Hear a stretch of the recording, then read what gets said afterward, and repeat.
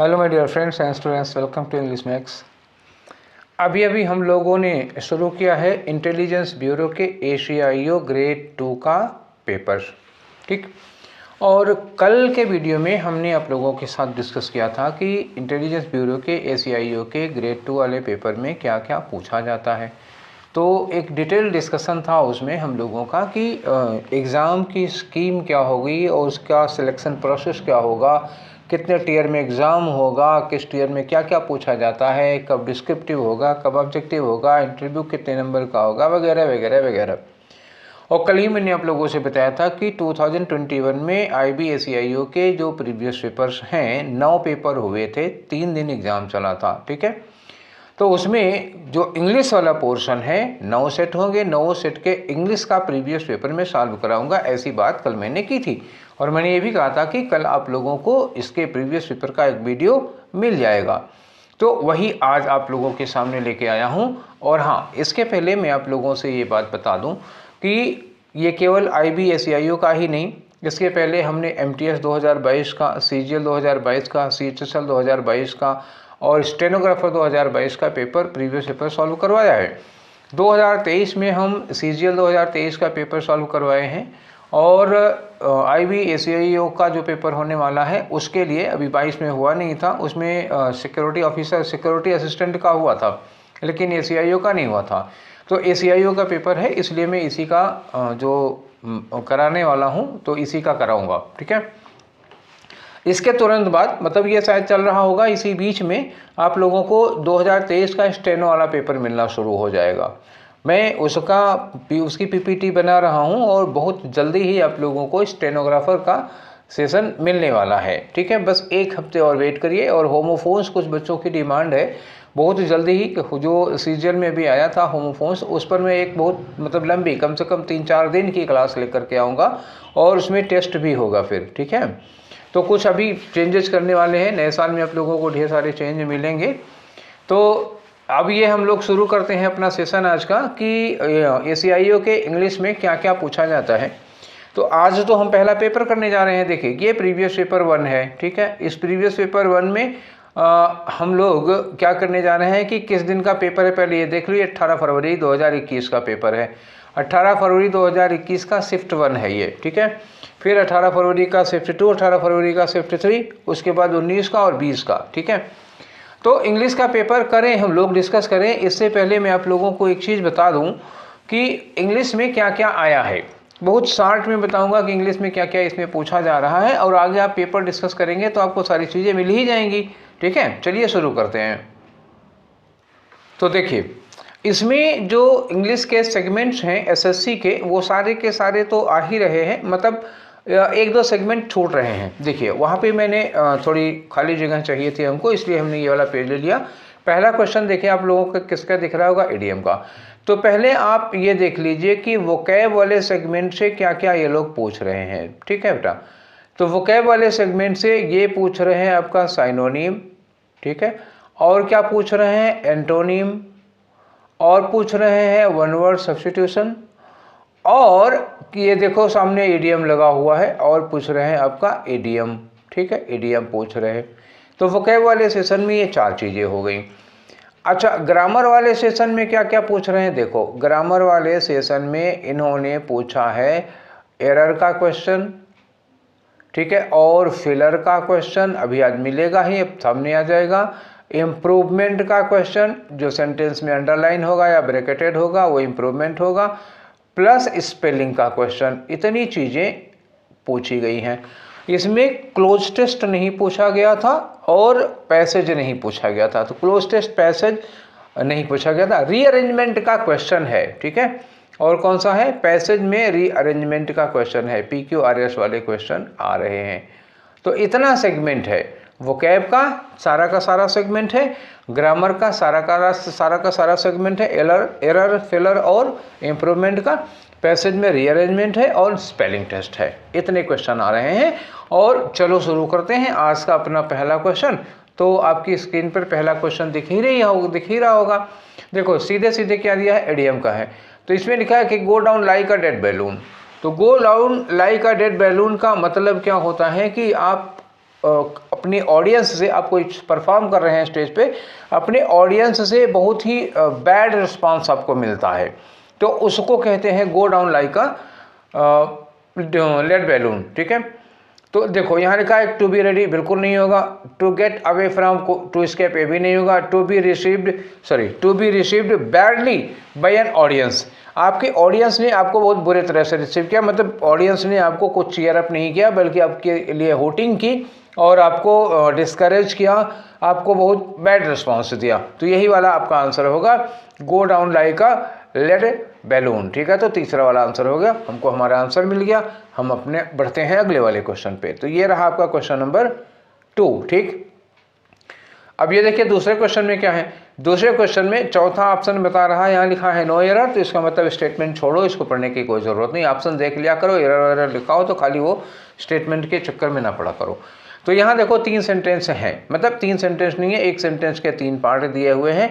Start करना है, sentence का पहला पार्ट यहाँ से हो रहा है, देखो ये कैपिटल में लिखा है, the assembly was clearly divided. ठीक है, अब देखो हमने सब्जेक्ट वर्ब एग्रीमेंट का एक टॉपिक पढ़ाया है, अगर आप लोगों को सब्जेक्ट वर्ब एग्रीमेंट के टॉपिक में कोई प्रॉब्लम हो तो आप वर्ब वाले में या प्लेलिस्ट में सब्जेक्ट वर्ब एग्रीमेंट की प्लेलिस्ट बनी हुई है, उसको देख लीजिए। अगर किसी को प्रॉब्लम हो तो मैंने वहाँ पे बताया था कि जैसे कलेक्टिव नाउन होते हैं, असेंबली हो गया, और जैसे एक वर्ड है आपका जूरी है, और जैसे एक वर्ड है कमेटी आपका, ठीक है, कमेटी है, बोर्ड है, काउंसिल है, ये कलेक्टिव नाउन होते हैं। अगर इनके मेंबर्स डिफरेंट ओपिनियन के होते हैं, जितने इसमें सदस्य हैं, अगर उनकी राय अलग अलग होती है तो इन्हें प्लूरल माना जाता है, इनके साथ प्लूरल वर्ब लगती है। और इनकी राय अगर सेम होती है, सबकी सब अनोनिमस होते हैं, तो इनको सिंगुलर माना जाता है, तो इनके लिए सिंगुलर वर्ब और सिंगुलर प्रोनाउन यूज किया जाता है। और यहाँ क्वेश्चन में थोड़ी प्रॉब्लम आ गई है, मैं आपको पूरा समझा दे रहा हूँ, प्रॉब्लम फिर मैं बता दूंगा कि एसएससी ने आंसर क्या लिया था। पहले देखो यहाँ लिखा है द असेंबली, असेंबली का मतलब एक आदमी तो होगा नहीं, बहुत सारे लोग होंगे। यहाँ लगाया इन्होंने वाज, ठीक है, और यहाँ लगाया डिवाइडेड। अगर असेंबली डिवाइडेड है तो इसका मतलब हुआ कि वो प्लूरल हो जाएगी और उसमें वाज नहीं वर लगना चाहिए था, तो एक मिस्टेक हमको यहाँ पे मिल रही है। दूसरा देखो यहाँ लिखा in their opinion in the matter of taking necessary measures to contain the spread of virus. ठीक है ना, तो इस वायरस के स्प्रेड जो हो रहा था उसको कंटेन करने के लिए जो नेसेसरी मेजर्स हैं उस पर जो राय थी असेंबली के मेंबर्स की वो अलग अलग थी। अब यहाँ लिखा इन देयर ओपिनियन, ठीक है, तो यहाँ जो देयर लिखा हुआ है वो गलत हो गया। यहाँ देयर कौन सा देयर होना चाहिए था, यहाँ होना चाहिए था THIR वाला देयर, ठीक है, तो वो लोग अपने ओपिनियन में अलग थे। अगर यहाँ देयर लिखा हुआ है, अब देखो दो सिचुएशन देते हैं हम आपको। अगर हम इसको असेंबली को सिंगुलर माने, यहाँ वाज लिखा हुआ है, तो इस देयर की जगह पर क्या लिखना होगा, आपको इट्स लिखना होगा, इन इट्स ओपिनियन। वाज के पॉइंट ऑफ व्यू से देखेंगे तो हमको यहाँ क्या चाहिए था, इट्स होना चाहिए था। अगर डिवाइडेड के पॉइंट्स ऑफ व्यू से देखते हैं तो ये वाज भी गलत हो जाएगा और देयर भी गलत हो जाएगा, तो हम दोनों गलत करेंगे तो फिर आंसर कौन सा बताएंगे। ठीक है, तो मेंबर्स के डिवाइड होने पर, मेंबर्स के मतभेद डिफरेंट ओपिनियन का होने पर जो प्लूरल हो जाता है, इन्होंने वो चीज़ नहीं देखी। इन्होंने सीधे क्या देखा कि यहाँ पर वाज लगा हुआ है तो ये देयर, अच्छा ये देयर हर हाल में ही गलत है क्योंकि यहाँ THERE होना ही नहीं चाहिए, THEIR होना चाहिए। अगर हम इसको वर कर देते हैं तब भी ये गलत होगा, ठीक है, और अगर हम इसको वाज रखते हैं तब भी ये गलत होगा। तो देयर जो है हर हाल में गलत है, इसलिए SSC ने, आयोग ने इस वाले को गलत माना था। ठीक, और मेरे हिसाब से क्वेश्चन में दो जगह गलतियां हैं। अगर असेंबली डिवाइडेड है तो ये वाज नहीं वर होना चाहिए और ये देयर THEIR वाला होना चाहिए था। इन फर्दर केस आप लोग ये बात अपने दिमाग में रखिएगा। ठीक है, चलिए आगे बढ़ते हैं नेक्स्ट क्वेश्चन की ओर हम, और आपका क्वेश्चन नंबर 3 देखिए। क्वेश्चन नंबर 3 में क्या है, अरेंजमेंट का क्वेश्चन है। एक सेंटेंस को इन्होंने क्या किया है, 6 हिस्से कर दिए हैं। ये देखो, एक स्टार्टिंग में दे दिया और एक लास्ट में दे दिया और बाकी का PQRS दे दिया। इस सेंटेंस को हमें अरेंज करना है। ठीक है, स्टार्टिंग इन्होंने दे रखी है, देखो इसके बाद क्या लगाना है, तो इसके लिए आपको एक बार पढ़ना तो पड़ेगा ही इसको। ठीक है, आ जाओ। तो पहले दिखा है कि for it was but a pool, for क्योंकि it was but a pool, pool है, यहाँ लिखा है pool of hopes and nothing more. ये होप्स का, उम्मीदों का पूल था, नथिंग मोर, इससे ज़्यादा कुछ नहीं था।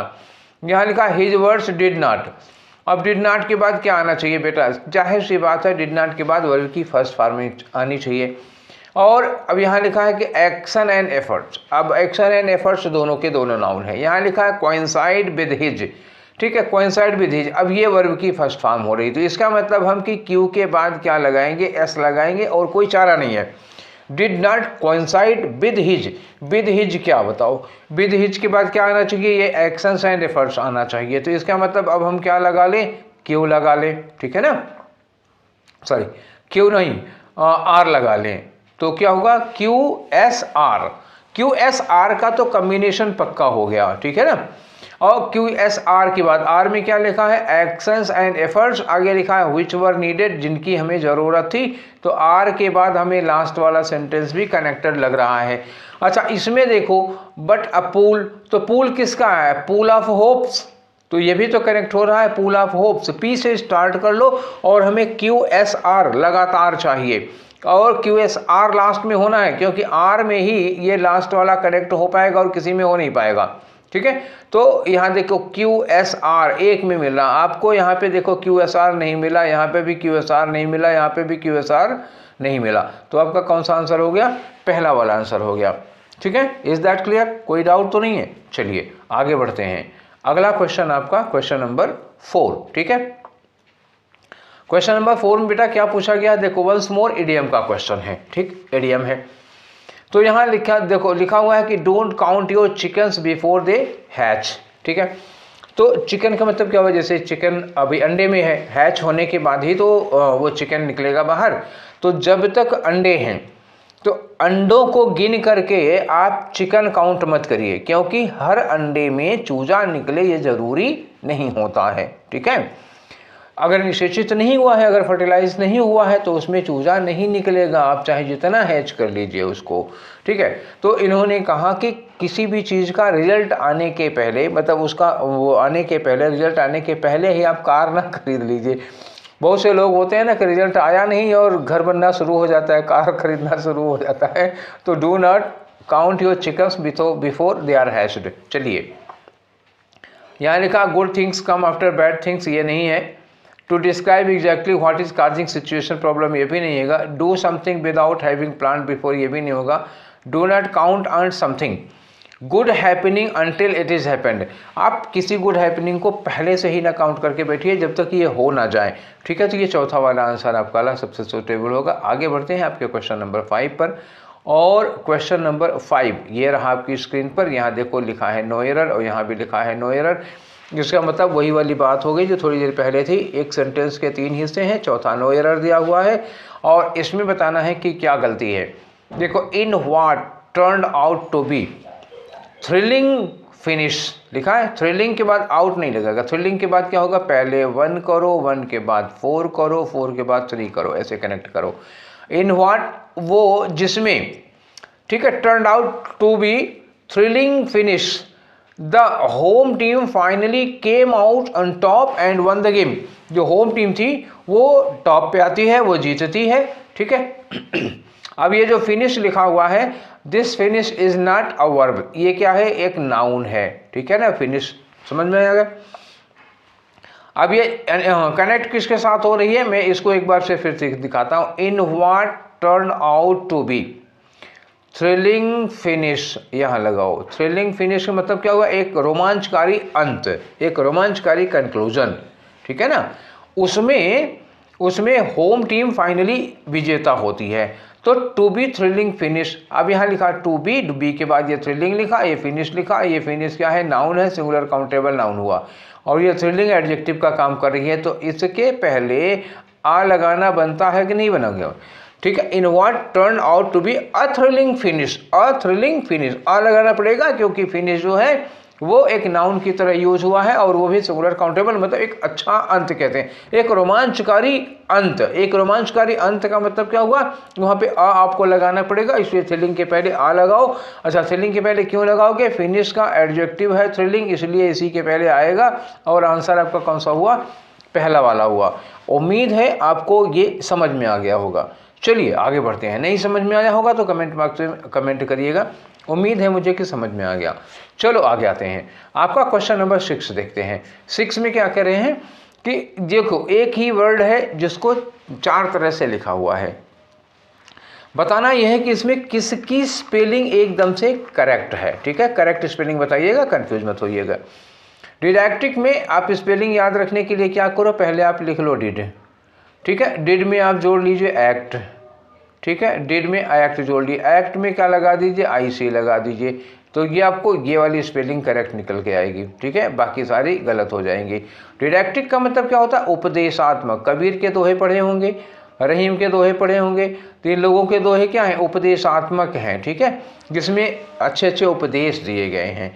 तो ठीक है, ये आपका डिडैक्टिक छठा वाला आंसर भी ठीक हो गया। इसके बाद बढ़ते हैं हम लोग अगले क्वेश्चन में, क्वेश्चन नंबर 7। ठीक, ये है आपका question number 7, once more rearrangement का क्वेश्चन है।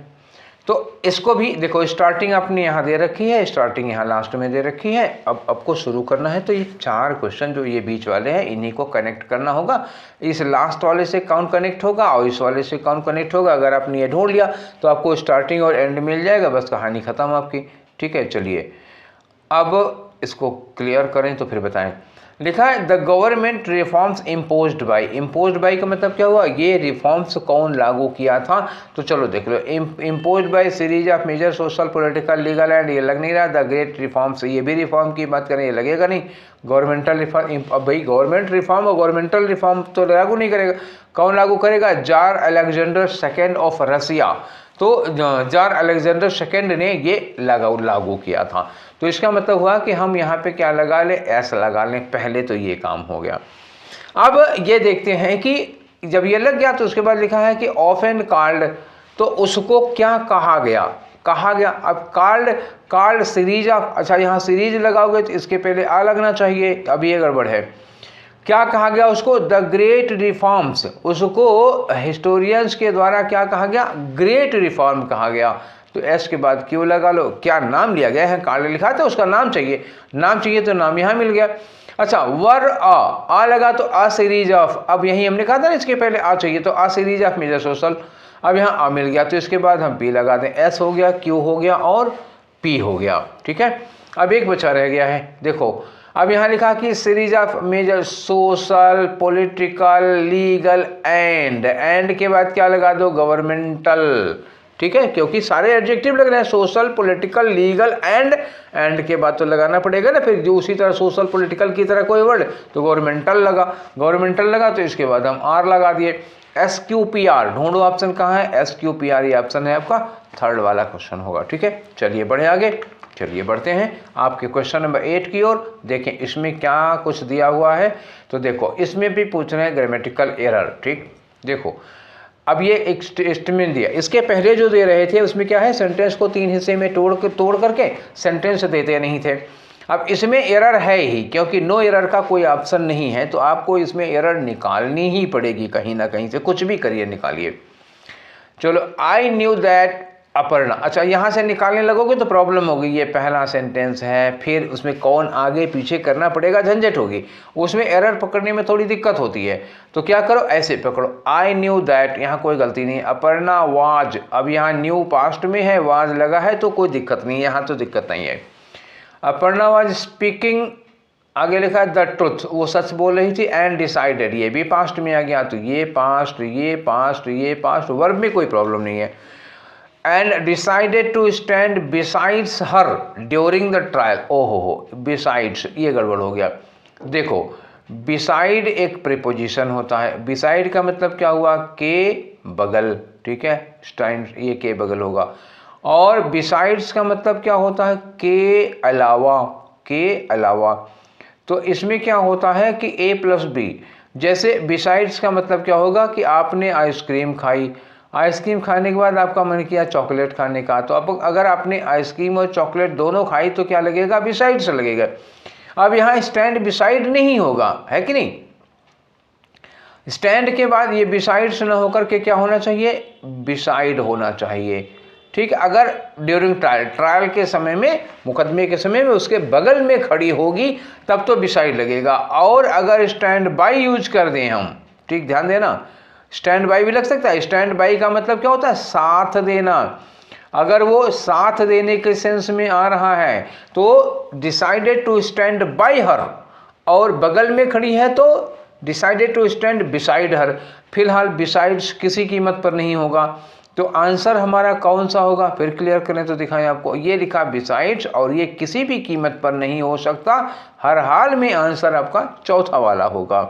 उम्मीद है समझ में आ गया होगा। आगे चलते हैं, क्वेश्चन नंबर 9 आपका। तो क्वेश्चन नंबर 9 में देखो बड़ा बड़ा लिखा हुआ है, एंटोनिम बताना है किसका? अमेलियरेट का। अमेलियरेट का मतलब क्या होता है? इम्प्रूव करना।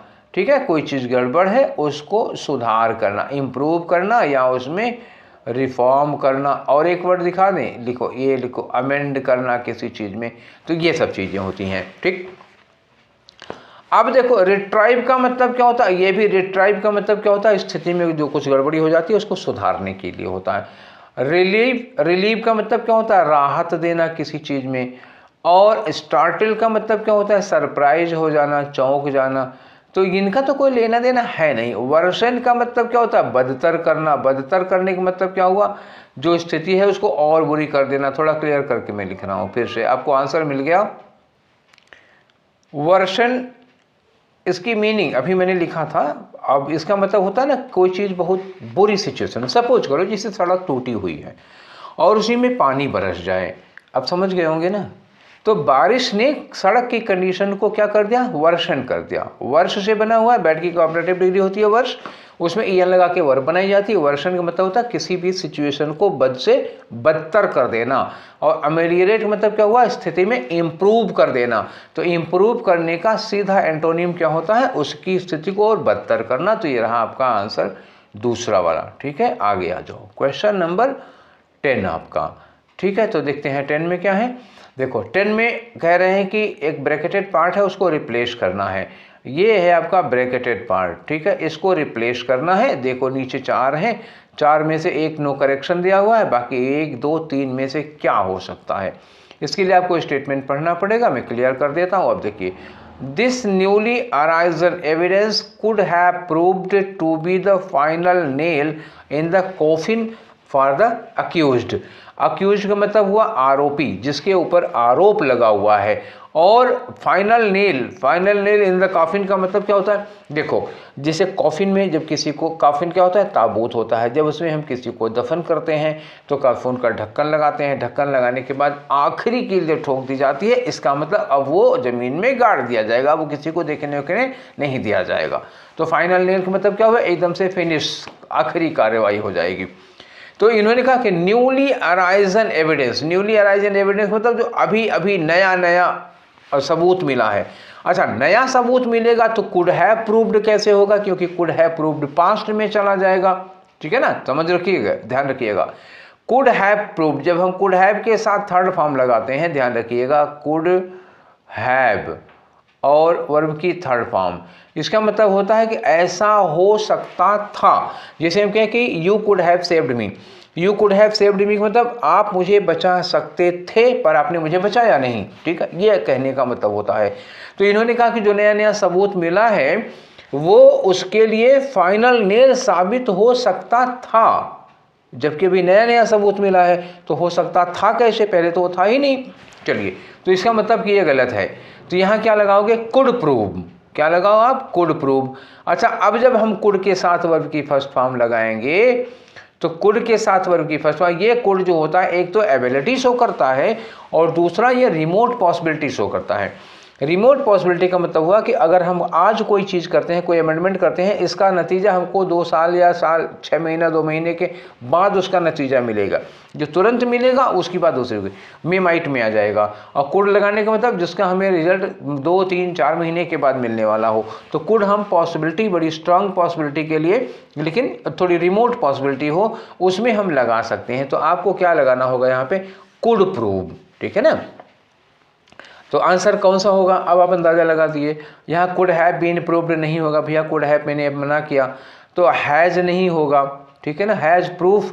तो अब अगर हम हैज़ के साथ प्रूफ लगाते तो तब भी तो गलत हो जाता। ये प्रूव्ड लिखा होता तब ठीक होता, ये भी गलत हो गया। ये होगा नहीं तो फिर क्या होगा? कुड प्रूव, तो एविडेंस होगा। उसके बाद यहाँ कुड हैव प्रूव्ड की जगह कुड प्रूफ लगाओ, रिमोट पॉसिबिलिटी के लिए है, चौथा वाला ऑप्शन हो गया। ठीक है, अब आगे बढ़ते हैं। अगला क्वेश्चन है आपका क्वेश्चन नंबर 11। तो देखो क्वेश्चन नंबर 11 में फिर से रीअरेंजमेंट का क्वेश्चन दिया है। पैसेज थोड़ा बड़ा था तो हमने इसको फॉन्ट साइज छोटा कर दिया है, क्योंकि पूरा आ नहीं रहा था, सेट नहीं हो रहा था। स्टेटमेंट देखो मैंने कितना छोटा कर दिया। ठीक, चलिए, तो क्या लिखा हुआ है यहाँ पे, ABCD में दिया हुआ है। स्टार्ट करते हैं हम लोग शुरुआत से। लिखा है कि the truth of the matter is that, इस मामले की सच्चाई ये है कि everyone is so unique that all comparison is utterly wrong. हर आदमी अपने आप में यूनिक होता है, तो उसका किसी से कंपैरिजन करना घोर गलत, अटरली मतलब क्या हुआ, घोर गलत होता है। So it is best to be your own self, तो किसी से कंपेयर ना करो भैया, बी योर सेल्फ, अब जो हो वही बने रहो। ठीक, it is not your fault, इसमें आपकी कोई गलती नहीं है। क्या चीज, अभी तो ये पता ही नहीं चला, तो इट इज, चलो पता लगेगा नीचे तक। It is not your fault because you have been brought up, आप बड़े ही हुए हैं, एंड एजुकेटेड इन सच अ वे, अब इस तरह से आप पढ़े लिखे बड़े हुए हैं जहां पर you are constantly comparing yourself with other, लगातार हम अपनी तुलना दूसरों से करते रहते हैं, तो इसमें आपकी गलती नहीं है, वो माहौल की ही गलती है। फॉर एग्जाम्पल देखो, स्टार्टिंग में नहीं हो सकता, पहले कोई बात कही जाएगी फिर उसका उदाहरण दिया जाएगा। ठीक, तो for example someone or the other is taller than you. ठीक, कोई आपसे ज़्यादा लंबा हो सकता है, कोई मोर ब्यूटीफुल हो सकता है, कोई मोर इंटेलिजेंट हो सकता है, कोई मोर वर्चुअस हो सकता है। And you are always in state of inferiority and suffering, और हम हमेशा, जैसे कोई हमसे ज़्यादा सुंदर है, हमसे ज़्यादा इंटेलिजेंट है, हमसे ज़्यादा ताकतवर है, हमसे ज़्यादा अमीर है, तो कहीं ना कहीं हमारे अंदर इन्फीरियरिटी की आ जाती है फीलिंग। अच्छा, ये भी एग्जाम्पल देखते हैं, किस बात का एग्जाम्पल है। डी वाला पढ़ो, लिखा है these days many of you suffer from an inferiority complex. हाँ, अब मिला हमको मुद्दा। तो कह रहे हैं कि इन दिनों हम में से अधिकांश लोग इन्फीरियरिटी कॉम्प्लेक्स सफ़र करते हैं इन सम वे और अदर, किसी ना किसी रूप में, for the simple reason that you go on comparing, और उसका कारण सिर्फ यही है कि हम लगातार अपने आप को कंपेयर करते रहते हैं दूसरों से। ठीक है, तो अब तो बात ये होगी कि डी से हमारा स्टार्ट हो गया। ठीक है, ये बात तो तय हो गई, यहीं से मुद्दे की शुरुआत हो रही है, तो ये डी वाला क्या हो गया, स्टार्टर हो गया। हम लगातार कंपेयर करते रहते हैं। अब इसके बाद हम क्या लगाएं, हमको लग रहा है the truth of the matter is, ये तो होगा नहीं, ये तो बाद में कंक्लूजन के लिए आएगा, तो ये कंक्लूजन हो गया, लास्ट सेंट होगा हमारा ये, मतलब उपाय बता रहे हैं कि आप कैसा करो, क्या करो ऐसे में। ठीक है, तो अब हम, जब हम ये डी वाले में कह दिया कि हम इन्फीरियरिटी कॉम्प्लेक्स सफ़र करते हैं, तो अब ये बताएंगे कि it is not your fault, इसमें आपकी कोई गलती नहीं है। गलती इसलिए है कि हम ऐसे माहौल में बड़े हुए हैं या पढ़े लिखे हैं जहाँ लगातार हमारा कंपैरिजन होता रहता है, और इसी बात का एग्जाम्पल किस में दिया हुआ, सी में। तो हम डी, बी और सी पहले कर लें, और ए क्या करा, ए ये कह रहा है कि मामले की सच्चाई ये है कि हर आदमी यूनिक होता है और उसको किसी से कंपैरिजन करना नहीं चाहिए, अब जो हो वो बने हो। ठीक, तो हमारा ए लास्ट में होगा, तो डी बी सी, ए पहले कर लिया, डी उसके बाद बी होगा, फिर सी होगा, फिर ए होगा, तो ये रहा आपका सेकेंड वाला आंसर। ठीक है, क्लियर हो गया ना, समझ में आ गई बात क्या कह रहा हूँ। चलिए, ज़बरदस्ती मत मानिएगा, आपका मन माने तब मानिएगा, नहीं तो हमको फिर से मैसेज करिएगा अक्सर समझ में नहीं आया। ठीक है, चलिए क्वेश्चन नंबर 12। क्वेश्चन नंबर 12 में क्या कह रहा है भाई, देखो खाली जगह दी हुई है तो उसमें और कुछ कहने की गुंजाइश ही नहीं बची कि क्या करना है। चलिए, द म्यूजियम इज शोकेसिंग, एक म्यूजियम है जो प्रदर्शन कर रहा है, शो कर रहा है, दिखा रहा है, क्या दिखा रहा है, dash exhibit of the writers early, तो एग्जीबिशन है, एग्जीबिशन लगा हुआ है, राइटर्स अर्ली वर्क्स। देखो राइटर्स के अर्ली वर्क्स मतलब क्या हुआ, उनकी शुरुआत के हैं, तो इसका मतलब कि यहाँ पे कैसा एग्जिबिट हो रहा होगा, रेट्रोस्पेक्टिव। रेट्रोस्पेक्टिव मतलब क्या होता है, ये रिलेटेड टू पास्ट, बीती बातों से रिलेटेड होता है। मैं पास्ट लिख दिया हूँ, पूरा होगा रिलेटेड टू पास्ट, रेट्रोस्पेक्टिव होता है। एक्सट्रोस्पेक्टिव, तो ये इंट्रोस्पेक्टिव का अपोजिट हो जाता है एक्सट्रोस्पेक्टिव। अच्छा, इंट्रोवर्ट सुना होगा, इंट्रोवर्ट कौन होता है, इंट्रोवर्ट ऐसा व्यक्ति होता है, अंतर्मुखी होता है, जो बाहर की दुनिया से बहुत कटा फटा रहता है, खाली अपने अंदर की चीज़ों पे। एक्सट्रोवर्ट कौन होता है, जिसको बाहर की दुनिया से बहुत ज़्यादा लेन देन। तो एक्सट्रोस्पेक्टिव क्या होता है, अंदर की चीज़ें का मनन नहीं करता, बाहर की चीज़ों का मनन किया करता है। अब आ जाओ अपने पर्सपेक्टिव पे। तो पर्सपेक्टिव क्या होता है? एक तो पर्सपेक्टिव होता है मैथमेटिक्स में है 2D, जैसे मान लो कागज़ पे कोई चित्र बनाया जाए, तो कागज़ पे चित्र बनाया जाए और उसको 3D में दिखाया जाए। मतलब कुछ लोग इस तरह से शैडो वोडो बना लेते हैं, जैसे ये देख लो, ये जो लोगो हमारा दिख रहा होगा है तो टू डायमेंशन में है, ठीक है, क्योंकि कागज़ पे बना हुआ है, लेकिन देखने में लग रहा है जैसे 3D है। तो 3D क्यों दिख रहा होगा? ये जो शैडो बन गई है, ये शैडो की वजह से ये 3D दिख रहा होगा, ये जो बन गया है शैडो, नहीं तो 2D दिखाई देता। जैसे ये सब लिखे हुए हैं, ठीक है, जो वर्ड्स लिखे हुए हैं, देखो ये वर्ड्स लिखे हुए हैं, ये 2D दिखाई दे रहा है, 2 डायमेंशन में है, और ये जो M लिखा हुआ है ये 3D में दिख रहा है। तो इसी को पर्सपेक्टिव कहते हैं मैथमेटिक्स की भाषा में। एक पर्सपेक्टिव होता है आपके देखने का नज़रिया क्या है, ठीक है। और एन इरेक्टिव, इरेक्ट का मतलब क्या होता है? देखो ERECT, इरेक्ट मतलब कोई चीज़ ऐसे ऐसे है तो इसको आप उठा के खड़ी कर दीजिए, ऐसे कर दीजिए, इरेक्ट कर दिया, ठीक है, सीधे कर दिया। तो हमें इनमें से तो किसी का कोई मतलब वहाँ पे ज़रूरत लगी नहीं। अगर राइटर के अर्ली वर्क्स मतलब उसके पास्ट की बात कर रहे हो तो ये क्या होना चाहिए? फिर ये रेट्रोस्पेक्टिव होना चाहिए। आपका पहला वाला आंसर हो गया। क्यों होगा? आई थिंक आपको समझ में आ गया होगा। चलिए बढ़ते हैं अगले क्वेश्चन पे। आपका क्वेश्चन नंबर 13 देखते हैं। और 13 में क्या है? कह रहे हैं कि ऐसा वर्ड ढूंढिए word which mean the same. तो मतलब ये क्या हुआ? ये वन वर्ड सब्स्टिट्यूशन का क्वेश्चन है। ये स्टेटमेंट दिया हुआ है, इस स्टेटमेंट के लिए एक वर्ड आप ढूंढ के लाइए। तो देखो क्या लिखा है? A notice or announcement in public medium. तो जो पब्लिक मीडियम होते हैं, न्यूज़पेपर वगैरह, इन सब जगहों पे कोई नोटिस या कोई अनाउंसमेंट प्रमोटिंग, मेन वर्ड यहाँ पे ध्यान देना है, प्रमोटिंग अ प्रोडक्ट, जब जिसमें किसी प्रोडक्ट को प्रमोट किया जा रहा हो या किसी सर्विस को प्रमोट किया जा रहा हो।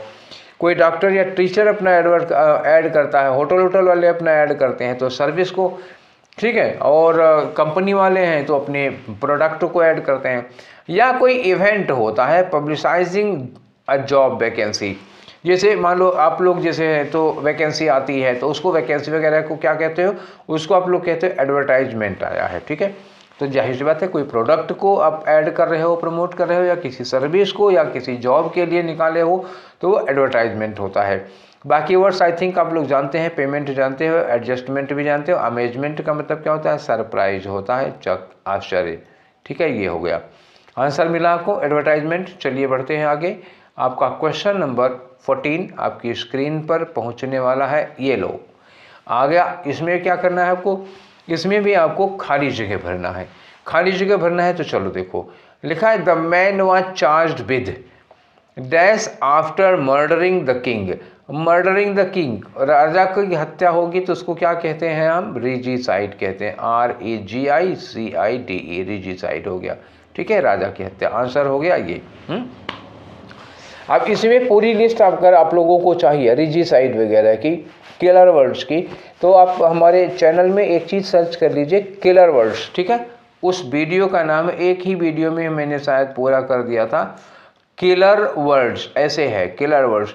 उसमें जितने भी हैं, होमिसाइड, रिजीसाइड, मैट्रिसाइड, पेट्रिसाइड, जीनोसाइड, सब पूरा हुआ है, ठीक है। मतलब आपकी ज़रूरत से 2-4 ज़्यादा ही होंगे, कम तो बिल्कुल नहीं पड़ेंगे। होमिसाइड का मतलब होता है जब कोई इंसान किसी ह्यूमन की हत्या कर देता है तो होमिसाइड। रिजीसाइड बता दिए कि ये किंग की हत्या हो गई। मैट्रिसाइड जब कोई इंसान अपनी माँ की हत्या कर देता है, मैट्रिसाइड हो गया। जीनोसाइड का मतलब क्या हुआ? एक पार्टिकुलर रेस, किसी खास नस्ल, जैसे दुनिया में बहुत सारी नस्लें हैं तो जो नस्ली हत्याएं होती हैं, किसी पार्टिकुलर रेस के लोगों को मारते हैं तो उसको जीनोसाइड कहा जाता है। चले, परमिशन है आगे बढ़ें? ठीक है, आगे बढ़ते हैं। आपका क्वेश्चन नंबर 15 है। 15 में भी खाली जगह, मतलब फिलर के क्वेश्चन 3 होने आ गए हैं, करीब 3 क्वेश्चन, तो ये तीसरा क्वेश्चन हम लोग करने जा रहे हैं। अ डैश ट्री लूजेस, ठीक है, लूजेस इट्स लीव्स, यहाँ लॉसेस नहीं होना चाहिए था, इन्होंने गड़बड़ लिख दिया है, लॉसेस ऐसे होता है।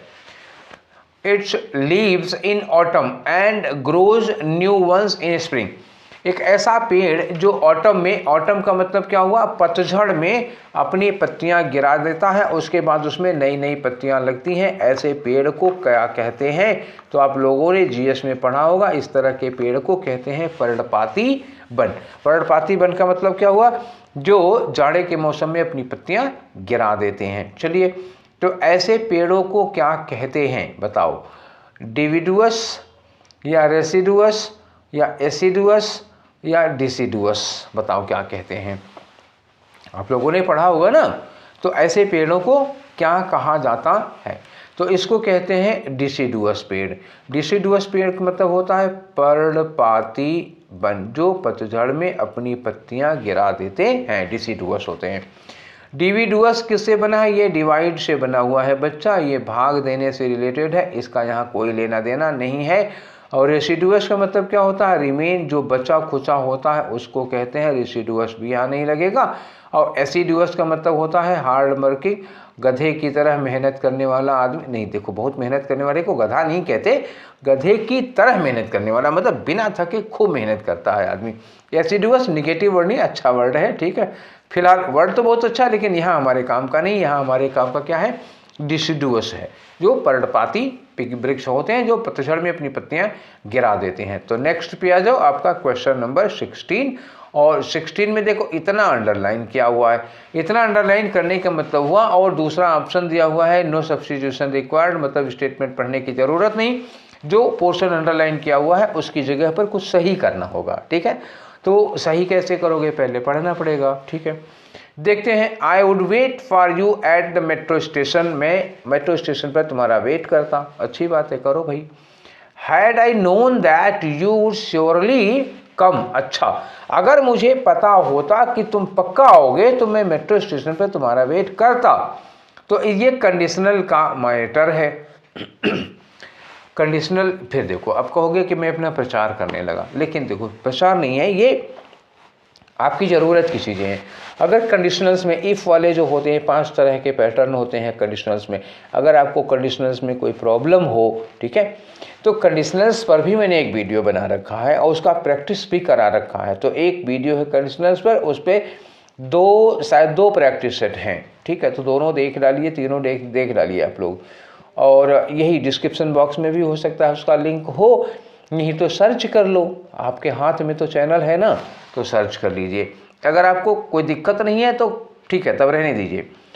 अब देखा इन्होंने कि had I known, had I known देखो, अगर हम इफ़ के साथ हैड मतलब सब्जेक्ट भी होगा बीच में, हैड और वर्ब की थर्ड फॉर्म लगा दें, या हैड पहले करके सब्जेक्ट और वर्ब की थर्ड फॉर्म लगा दें, तो आगे क्या होता है? वुड, हैव और वर्ब की थर्ड फॉर्म। इसका मतलब होता है, जैसे अगर आपने मुझे सच बता दिया होता तो मैं आपको बचा लेता, मतलब if you had told me the truth I would have saved you, या had you told me the truth I would have saved you, ये कंडीशन होगी, ठीक है। तो देखो यहाँ क्या होना चाहिए था, यहाँ लिखा है कि हैड आई नोन, अगर मुझे पता होता, तो देखो यहाँ हैड के साथ वर्ब की थर्ड फॉर्म लगी है, इसका मतलब वुड वेट की जगह क्या होना चाहिए था आपको? वुड हैव और वर्ब की थर्ड फॉर्म, तो वुड हैव वेटेड। देखो आंसर क्या मिला? ये वुड हैव वेटेड मिला ना, आपका पहला वाला आंसर होगा, तो ये ठीक है, ठीक है, हो गया। चलिए आगे बढ़ें क्वेश्चन नंबर 17 में। तो ये रहा क्वेश्चन नंबर 17, इसमें आपको बताना है वन वर्ड। किसके लिए बच्चा? ये वर्ड दिया हुआ है एक सेंटेंस, ठीक। A powerful whirlpool in the sea और अ रिवर। तो कभी कभी देखो समुद्र में ऐसे ऐसे ऐसे ऐसे ऐसे ऐसे भंवर टाइप की बनती है ना, पानी ऐसे ऐसे गोल गोल घूमता है। आपको इमेज दिखाएं? चलो देखो, देख लिया हो ना, समझ गए? ऐसे ही गोल गोल पानी घूमता है, तो उसको कहते हैं भंवर। उसी के लिए आप वन वर्ड ढूंढ के हमको इसमें से बताइए कौन सा होगा। क्रूसीफॉर्म, पहले सारे वर्ड समझो, उसमें जो आपको आंसर मिले तो बताइएगा। क्रूसीफॉर्म का मतलब होता है, जैसे आपको पता होगा ईसा मसीह को क्या उस पर सूली पर चढ़ाया गया था, तो ऐसे बना होता है ना, क्रॉस बना होता है, क्रूस इसी को कहते हैं क्रॉस। तो इस शेप का जो चीज़ होती है, क्रॉस के शेप का जो होता है उसको क्रूसीफॉर्म कहते हैं। तो यहाँ कोई मतलब नहीं है इसका। यही मील स्ट्रॉम जो है, इसी मील स्ट्रॉम को कहते हैं पानी की भंवर, जो नदी या समुद्र में आती है, गोल गोल जो घूमता है, अभी जिसकी आपको इमेज दिखा रहे थे। और लोडोफॉर्म है और वेसिफॉर्म है। तो बच्चा लोडोफॉर्म का क्या मतलब होगा और वेसिफॉर्म का? तो लोडोफॉर्म जो होता है ये क्या होता है? एक आयोडीन से, ठीक है ना, आयोडीन से बना हुआ एक एंटीसेप्टिक होता है। और वेसिफॉर्म क्या होता है? एक खाली ट्यूब होती है, ये खाली ट्यूब, जैसे ये एक ट्यूब हो गई, तो ये ट्यूब जो भीतर से खोखली होती है उसको खाली ट्यूब वो कहते हैं, तो ये वेसिफॉर्म होता है, ठीक है ना। चलिए आगे बढ़े। अब आता है आपका क्वेश्चन नंबर 18 बच्चा। तो क्वेश्चन नंबर 18 आ जाओ, 19, 20 आज की कहानी खत्म हो जाएगी। चलो, तो इसमें भी देखो नो करेक्शन रिक्वायर्ड ये दिया ऑप्शन में, और यहाँ पे इतना क्या किया हुआ है, ब्रैकेटेड पार्ट है। तो ब्रैकेटेड पार्ट आप पढ़ के पूरा पढ़ना पड़ेगा, तभी ब्रैकेटेड पार्ट का इंप्रूवमेंट कर पाएंगे। ऐसे हो नहीं पाता कि आप खाली उतना पढ़िए और इंप्रूव कर लीजिए, क्योंकि उसका रिलेशन पूरे सेंटेंस से होगा। Everyone carefully and methodically were trying to, देखो ये एवरीवन लिखा हुआ है बेटा, तो एवरीवन के लिए हम वर नहीं लगाते हैं, क्या लगाते हैं, वाज लगाते हैं। एवरीवन के साथ अब चूंकि वो इंडेफिनिट प्रोनाउन है, उसके साथ सिंगुलर वर्ब लगाई जाती है। अब इज लगेगा कि वाज लगेगा, ये मैटर है। Trying to solve the problem given by the boot camp instructor, boot camp instructor ने जो प्रॉब्लम दी थी उसको सॉल्व करने की हर कोई कोशिश कर रहा था। अब ये गिवन बाय है, पास्ट में हो गया, तो वाज ही ठीक है। तो आप ढूंढो एवरीवन वाज ट्राइंग, तो ये गलत हो गया, ये गलत हो गया, यहाँ क्या होगा, एवरीवन वाज, एक ही में हमको वाज मिला, आंसर लगा लो। ठीक है, चलिए आगे बढ़ते हैं आपके क्वेश्चन नंबर 19 में। तो देखो क्वेश्चन नंबर 19 में क्या करें, साइनोनिम बताना है आपको, किसका, अग्रेसिव का। अग्रेसिव का मतलब क्या होता है, आदमी बहुत ही गुस्से के मूड में होता है, उसको कहेंगे बहुत ही आक्रामक होगा, ठीक है ना, मतलब वायलेंट होगा ना, तो फिर वो। तो होस्टाइल, होस्टाइल मतलब होता है दुश्मनी से भरा हुआ। अच्छा, कोई आदमी अग्रेसिव होगा तो आपसे की दोस्ती होगी कि दुश्मनी होगी, जाहिर सी बात है, दुश्मनी होगी तभी तो अग्रेसिव होगा ना वो। तो इसमें हमको संभावना नज़र आ रही है, अभी हम बॉक्स बना के छोड़ दे रहे हैं। अगर वायलेंट मिल गया तो वो लगा देंगे, नहीं तो हॉस्टाइल लगा देंगे। वेपरस, वेपरस का मतलब ये रिलेटेड है किससे, वेपर से, मतलब कोई ऐसी चीज़ जिसमें वेपर होता है, वाष्प भरी होती है, तो ये तो लगेगा नहीं, कोई मतलब नहीं इसका।